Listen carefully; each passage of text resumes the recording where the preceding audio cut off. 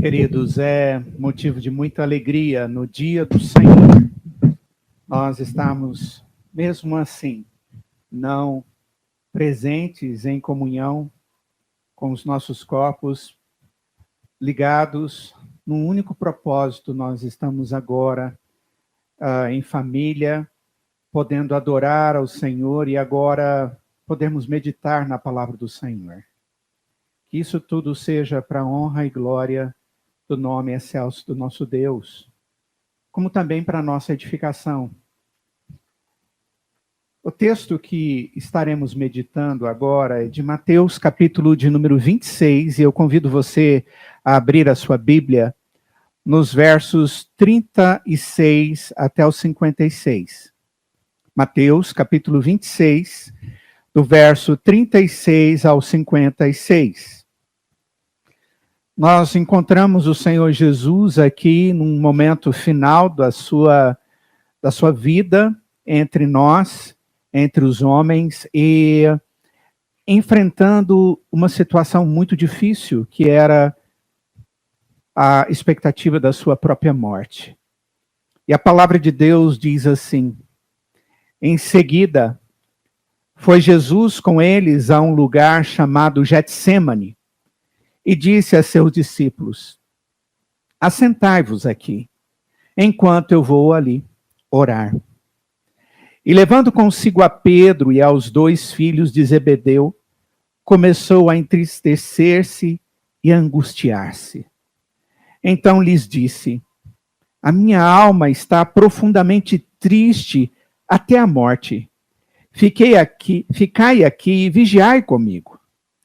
Adiantando-se um pouco, prostrou-se sobre o seu rosto, orando e dizendo: meu Pai, se possível, passe de mim este cálice. Todavia, não seja como eu quero, e sim como tu queres. E voltando para os discípulos, achou-os dormindo, e disse a Pedro: então, nem uma hora pudestes vós vigiar comigo? Vigiai e orai para que não entreis em tentação. O espírito, na verdade, está pronto, mas a carne é fraca. Tornando a retirar-se, orou de novo, dizendo: meu Pai, se não é possível passar de mim esse cálice sem que eu o beba, faça-se a tua vontade. E voltando, achou-os outra vez dormindo, porque os seus olhos estavam pesados. Deixando-os novamente, foi orar pela 3ª vez, repetindo as mesmas palavras. Então voltou para os discípulos e lhes disse: ainda dormis e repousais? Eis que é chegada a hora, o Filho do Homem está sendo entregue nas mãos dos pecadores. Levantai-vos, vamos, eis que o traidor se aproxima. Falava ele ainda, e eis que chegou Judas, um dos 12, e com ele grande turba com espadas e porretes, vindo da parte dos principais sacerdotes e dos anciãos do povo. Ora, o traidor lhes tinha dado este sinal: aquele a quem eu beijar é esse.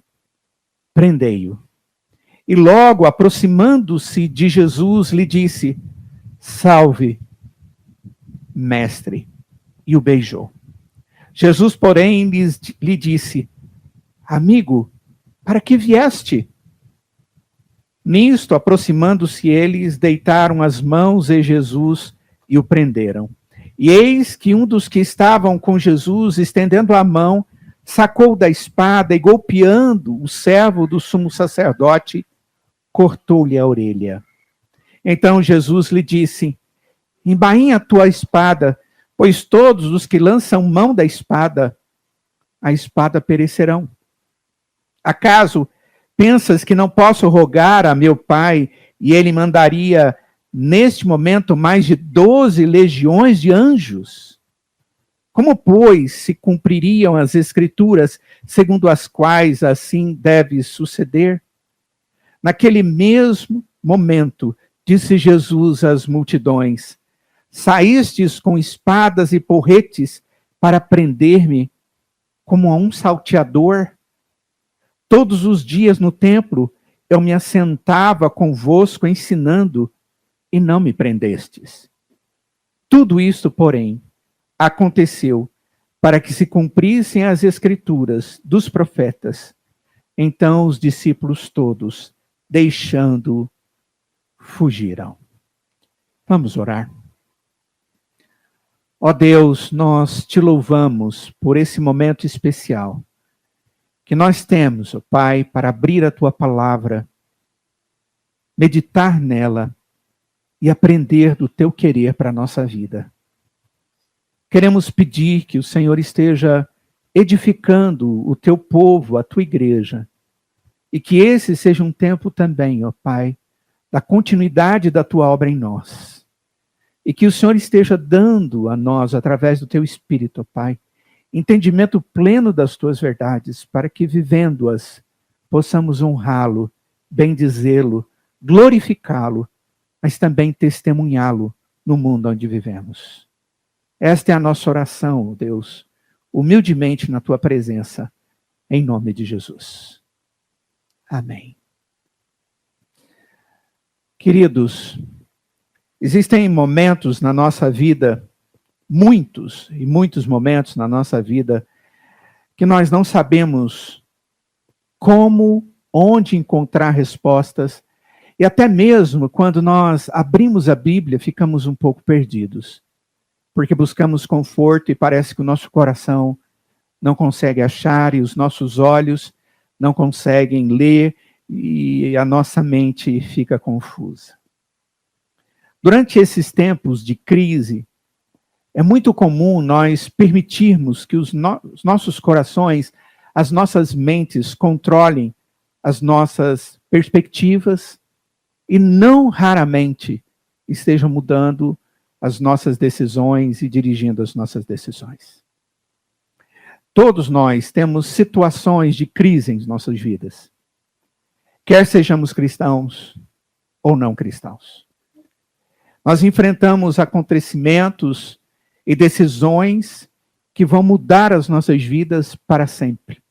E normalmente momentos de crise são momentos onde coisas importantes estão acontecendo e decisões importantes precisam ser tomadas.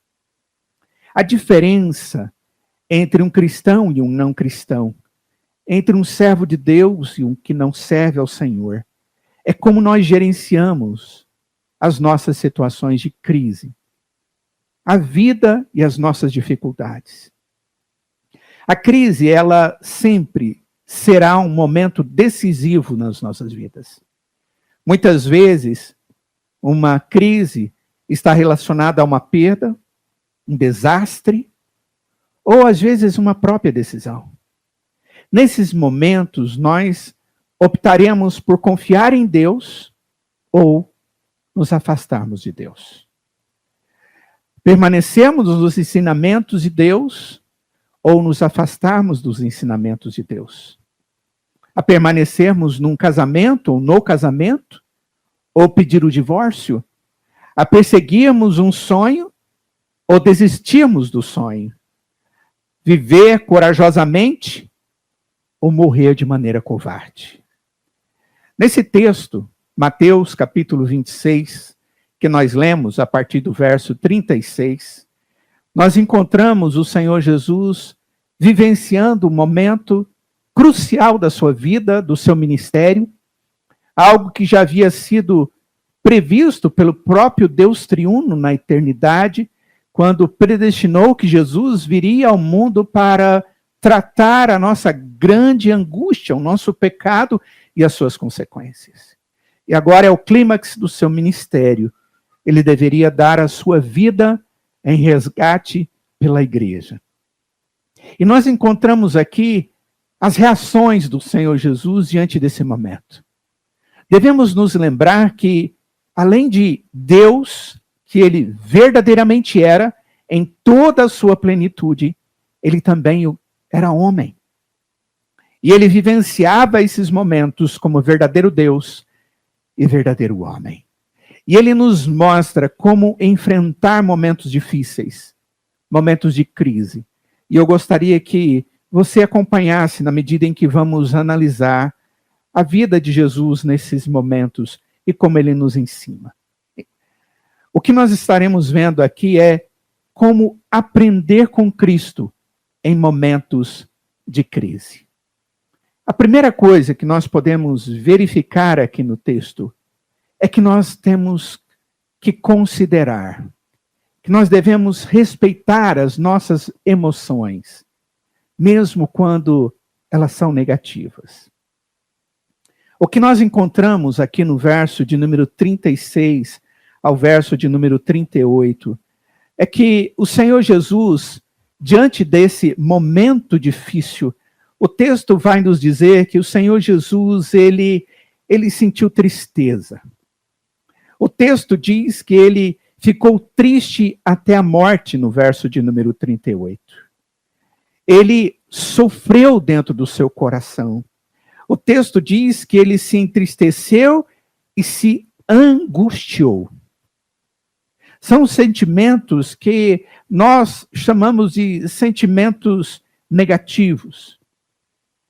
Como lidar com emoções como vergonha, raiva, tristeza, medo, nos momentos de dificuldade nas nossas vidas?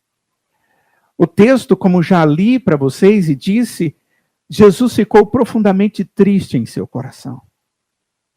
Quais eram as razões que levavam Jesus a ficar cheio de tristeza? Primeira delas, Jesus foi enviado pelo Pai para restaurar o relacionamento da humanidade com Deus. E mais especificamente, do povo de Deus com Deus. E este povo foi exatamente aquele que Jesus Cristo veio ajudar, foi o povo que planejou a sua execução. Foram aqueles que o receberam em Jerusalém com grandes vivas de Hosana, que vem em nome do Senhor Jesus, e que agora estão prestes a, logo depois desses eventos, dizerem: crucificam. O Senhor era aquele que estava entristecido por saber que isso haveria de acontecer. E que de alguma forma estava muito breve. Esse era um motivo de tristeza verdadeira. Uma outra razão para a grande tristeza de Jesus foi que ele era o único a viver uma vida perfeita. O único homem e vero Deus a viver uma vida perfeita. Mas que também seria o único a levar os pecados, a vergonha e a culpa da humanidade na cruz. Sua morte não era simplesmente uma morte de mártir, mas a morte de um substituto. Porque ele passaria pela morte no lugar do seu povo. Pela morte por causa do nosso pecado. Ele passaria pela vergonha de ser humilhado e levado a uma situação tremendamente terrível. Não porque ele fez algo errado, ou porque merecia. Mas ele fazia isso no lugar de outros, como um substituto. Ele morreu em nosso lugar e por nossos erros contra Deus. E isso certamente trazia peso sobre o seu coração. Apesar dele saber que isso era algo que era função dele de cumprir. Por fim, Jesus ficou com grande tristeza, porque no momento da morte por nossos pecados, seu relacionamento com Deus, o Pai, seria quebrado. No capítulo 27 de Mateus, capítulo seguinte, no verso 46, quando Jesus estava dependurado na cruz, ele disse ao Pai: meu Deus, meu Deus, por que me desamparaste? A expressão desamparar é porque o Senhor me abandonou. Ele se sentiu só. Ele se sentiu como aquele que recebia sobre si mesmo o peso do pecado de todo o povo de Deus. Ele não recebia os pecados simplesmente meus ou seus, mas de todo aquele pelo qual ele veio morrer e receber a condenação, o juízo do pecado de cada uma dessas pessoas estava sobre ele. E ele sentia-se abandonado, desamparado. E ele se entristece, queridos, por todas essas coisas. Por saber que isso tudo estava muito próximo. Em tempos de crise, precisamos dar a devida atenção às nossas emoções. Jesus não estava dizendo, olha, eu não estou triste, ou estava dizendo, olha, eu não estou perturbado com essa situação. Pelo contrário, ele enfrentou as suas tristezas, reconhecendo-as. Uma pessoa que está diante de alguma situação de crise e que tenta agir como se nada tivesse acontecendo, é alguém que jamais vai alcançar soluções. Ou jamais terá pés no chão e possibilidade de alcançar sucesso. Uma pessoa que perde, por exemplo, o emprego e consegue lidar com a tristeza, consegue lidar com o medo, com a raiva, com a vergonha, com a ansiedade ou qualquer outra emoção negativa, se essa pessoa consegue lidar, ela será mais capaz de garantir um emprego no futuro. Porque ela não vai se atolar nessas coisas. O Senhor Jesus sabia muito claramente que o fato de estar triste na presença do Pai, sendo verdadeiro com suas próprias emoções, não tiraria a expectativa de vitórias. Mas ele vivia a sua tristeza na medida certa. Isso não significava que ele não tinha esperança e que ele tinha tirado os olhos de Deus. Muito pelo contrário. As nossas tristezas, elas precisam ser tratadas. Nós precisamos lidar com isso. Caso contrário, as nossas emoções negativas, não tratadas, vão interferir na nossa concentração, na nossa motivação e na nossa garantia que vem de Deus, que é a nossa esperança. Quando confrontado com uma crise, Jesus respeitou sua emoção negativa em primeiro lugar. E nós devemos fazer assim também. Somente aqueles que olham para os seus corações e analisam a sua realidade de maneira corajosa, por causa da graça de Deus, têm expectativas boas. Quando nós perdemos a nossa saúde ou perdemos um ente querido, reserve um tempo para lamentar a perda. Isso não é errado. Isso é justo. É algo que precisamos fazer. Mas fazemos isso na presença de Deus. Quando você tiver uma decisão, ou que tomar uma decisão importante, lide primeiro com as suas emoções negativas, associadas à sua decisão, para que você possa ter uma cabeça clarificada por aquilo que vem à frente e possa enfrentar tudo isso. Jesus não deixou de olhar para a sua tristeza, mas ela não foi suficiente para retirar dele a sua atitude de perseverança. Perseverança naquilo que ele sabia que era o propósito de Deus para a sua vida. Segunda coisa que nós podemos aprender com o Senhor Jesus é que nós precisamos, diante da crise, buscar alternativas. Não alternativas que nós mesmos podemos criar, mas buscarmos alternativas dentro da vontade de Deus. O Senhor Jesus, do verso 39 até o verso de número 44, ele vai conversar com o Senhor. Ele vai ter a sua vida na presença de Deus. Diz o texto que ele prostrou o seu rosto e orou, dizendo: meu Pai, se possível, passe de mim esse cálice. Todavia, não seja como eu quero, e sim como tu queres. As palavras do Senhor Jesus na presença do Pai, elas nos ensinam bastante. O cálice a que Jesus se refere aqui nesse texto é o cálice do sofrimento, da sua morte na cruz, daquilo que ele certamente sabia que ocorreria logo à frente. Jesus pediu a Deus Pai uma alternativa que ainda estivesse dentro do plano de Deus. Jesus não pediu apenas uma vez, ele perguntou 3 vezes. Mas seu pedido de alternativas sempre foi secundário.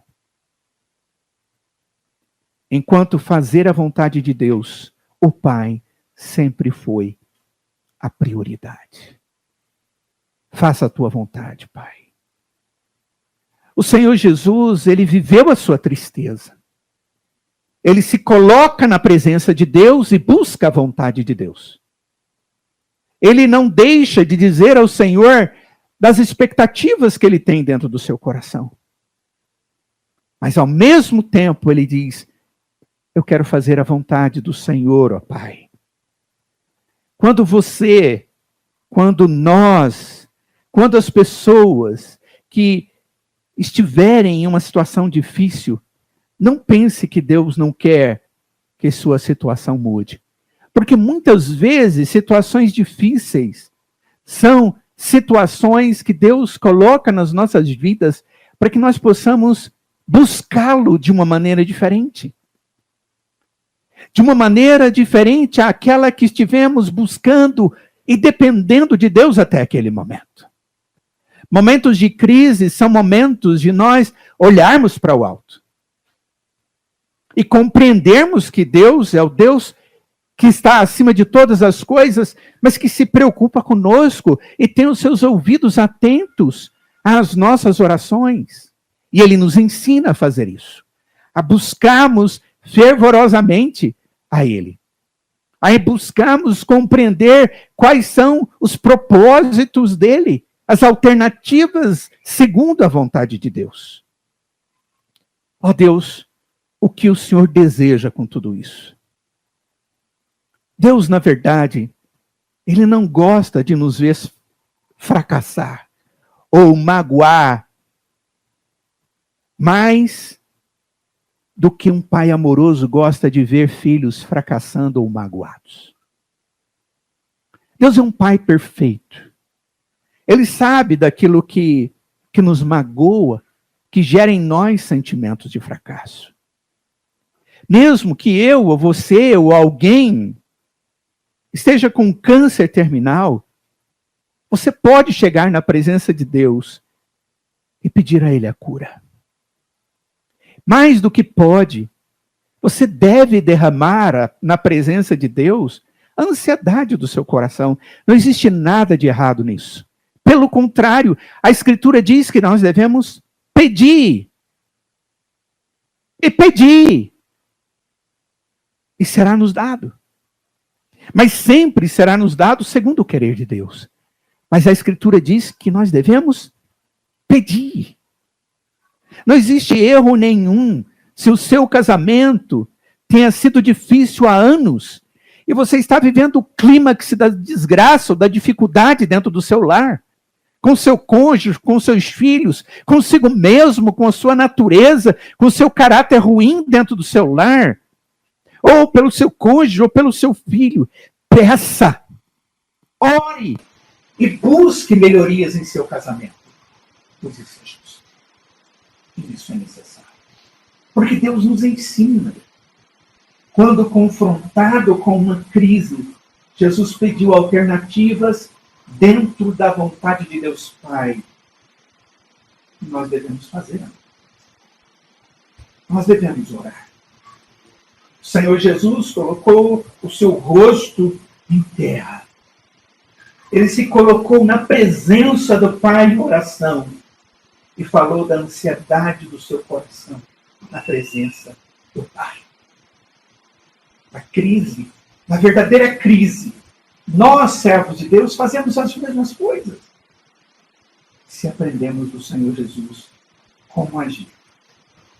Jesus se entristeceu. Mas a tristeza não tirou dele a esperança. O Senhor Jesus orou. E ele buscou a vontade do Pai.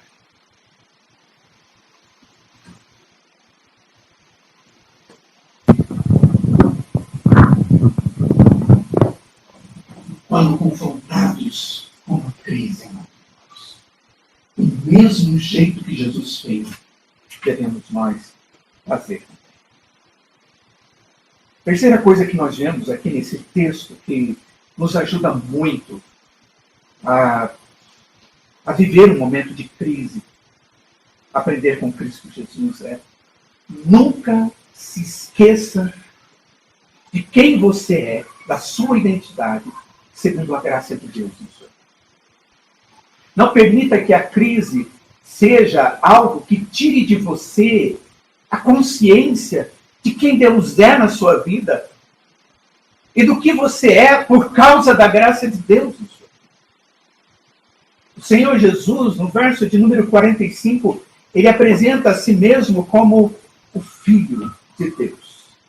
O texto diz assim: então voltou para os discípulos e lhes disse: ainda dormis e repousais? Eis que é chegada a hora e o Filho do Homem está sendo entregue nas mãos dos pecadores. Ele diz, o Filho do Homem. Essa não é uma expressão que ele está usando só agora. Nos 4 evangelhos, esse título é um dos mais comuns que Jesus usou para falar de si mesmo. O Filho do Homem é um título para Jesus, para Deus encarnado, daquele que salvaria seu povo através da sua própria morte e depois ressuscitaria dos mortos e retornaria no futuro para governar seu reino. É assim que ele é apresentado tanto no Novo Testamento quanto no Antigo Testamento, o Filho do Homem. O Senhor Jesus teve coragem e viveu de maneira dependente, sendo quem ele era. Pois isso determinou o seu propósito, os seus valores, o seu significado, a sua dedicação e o seu futuro. Ele vivia a realidade da sua existência no momento de crise e não permitiu que a crise tirasse dele a sua coerência como servo na presença de Deus. Se existe algo que ocorre muito no coração das pessoas, é perderem o objetivo de vida cristã quando estão diante da crise. É olharem para dentro de si mesmos e tentarem buscar em si mesmos a confiança que precisam para poderem caminhar. É, em algumas situações, duvidarem até mesmo da existência de Deus e dos propósitos de Deus para a sua vida. E Jesus nos mostra que é muito pelo contrário. O que Deus nos ensina aqui é que devemos ter coragem. Jesus, diante da crise, diante de algo que era difícil, ele teve coragem. E ele agiu de maneira dependente, sendo o que ele era. Jesus agiu como o Filho do Homem, sofrendo a morte para salvar o seu povo e depois voltar e fazer toda a continuidade do seu reino. Por causa disso, o sofrimento de Jesus poderia ser suportado. Porque ele jamais permitiu que a crise tirasse o foco, o objetivo e a identidade da graça de Deus sobre a sua vida. Reconhecer quem somos por causa da graça de Deus, amados, nos ajuda a suportar a crise em nossas vidas. Não se afaste de Deus no momento da crise. E nem deixe de ser o que Deus lhe fez ser, um servo dele, obediente, por causa da crise. Não gere outros propósitos na sua vida que não sejam os propósitos de Deus. O que é mais importante na vida de um servo de Deus não é a alegria, não é a satisfação, não é a prosperidade, não são coisas que o mundo busca. O maior propósito para o servo de Deus é a vontade do Senhor e seguir a vontade de Deus, mesmo diante da crise. Não troque o propósito de Deus para a sua vida, por causa de outras coisas. Talvez não ser capaz de fazer o que você quer pode se tornar uma crise para você. Até que você responda quem você é. Seu tempo não é mais seu.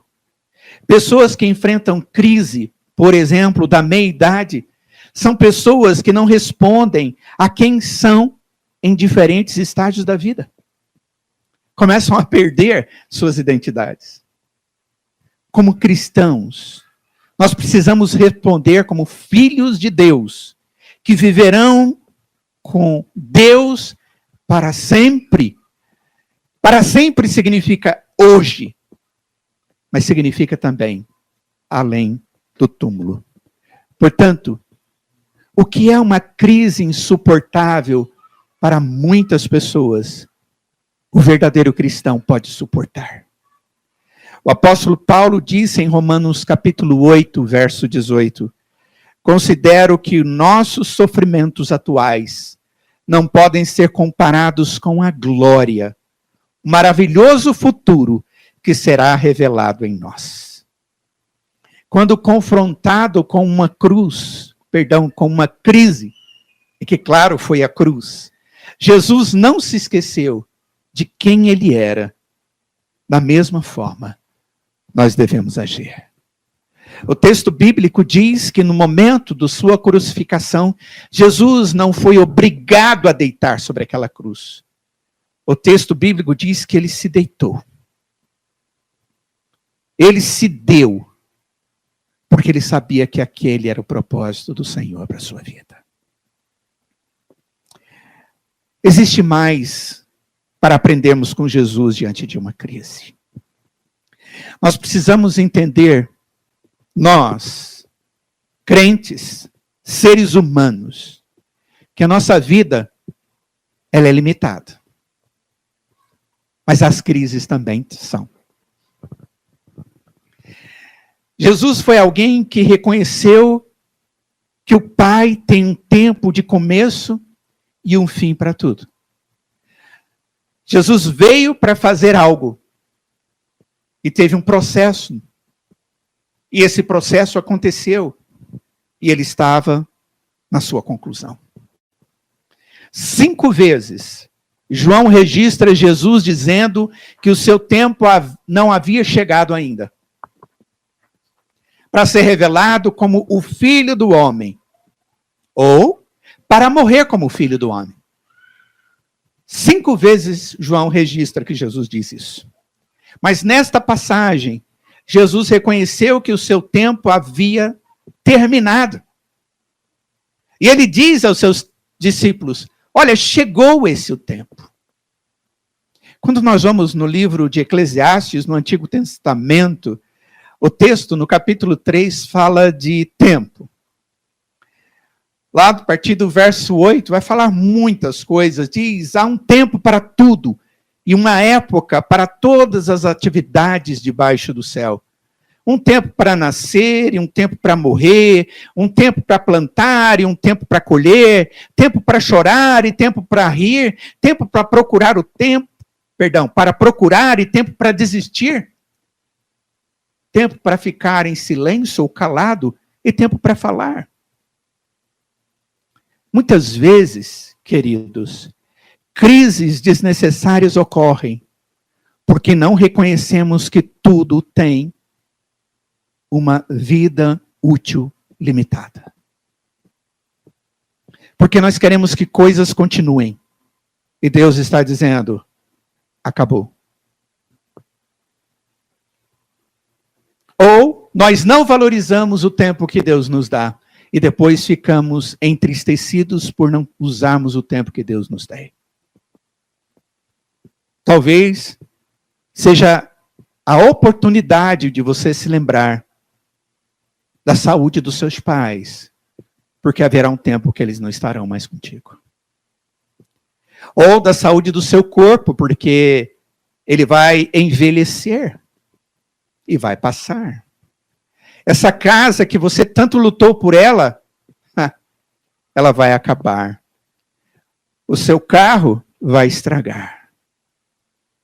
Quando confrontado com uma crise, Jesus reconheceu que o tempo dos objetivos do Pai para a sua vida haviam sido alcançados.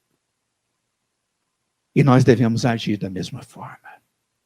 Nós precisamos sempre perguntar para Deus, Deus, esse é o tempo?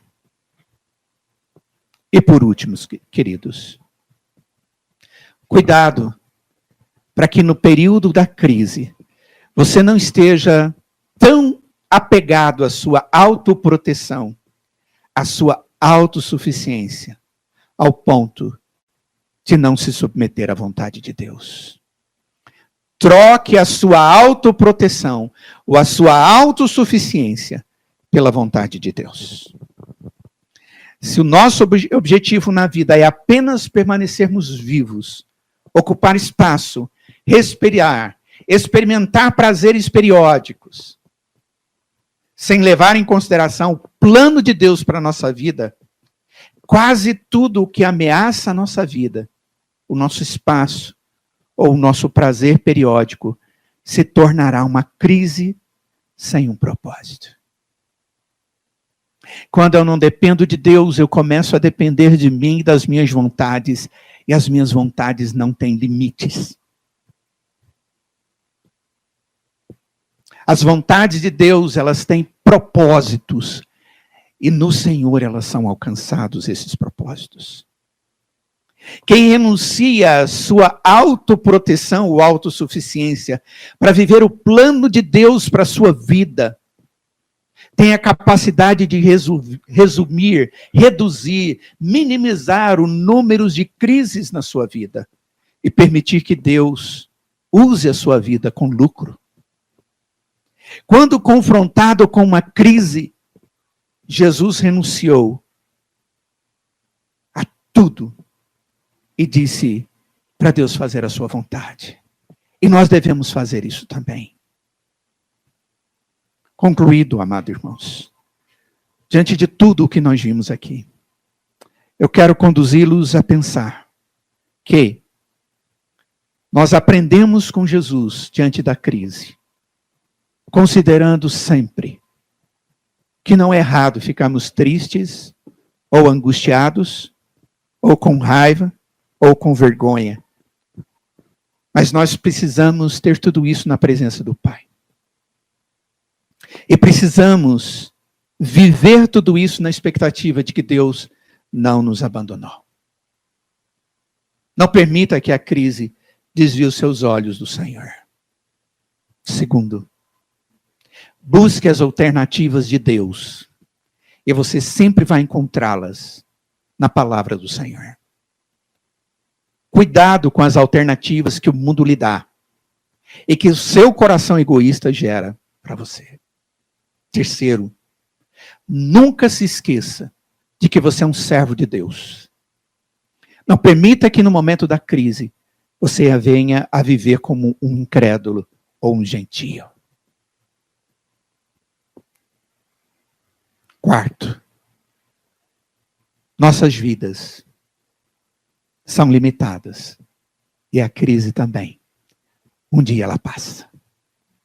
Mas o que Deus tem reservado para nós é muito maior do que aquilo que estamos vivendo hoje. E por último, Troque a sua autoproteção ou autossuficiência pela dependência do Senhor. Renuncie-se a si mesmo e submeta-se ao Senhor e Ele te abençoará.